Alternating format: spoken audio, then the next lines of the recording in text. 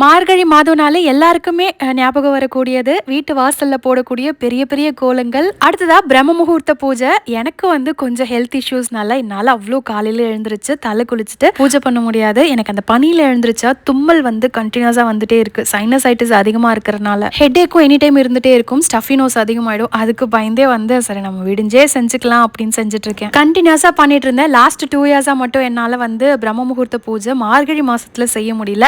அதனால வந்து ஒரு 11 நாள் மட்டும் பிரம்ம முகூர்த்த பூஜை பண்ணிக்குவேன் மார்கழியில. நான் வேர் பண்ணிருக்க சாரி சுங்குடி காட்டன் பெங்கால் கட்டத்துல சஜி கஸ்டமைஸ் பண்ணி கொடுத்தா. சாரி நம்மளோட சியோன் பொட்டிக்ல அவைலபிளா இருக்கு. பூஜையை முடிச்சிட்ட உடனே ஷாப்புக்கு போயிட்டேன்.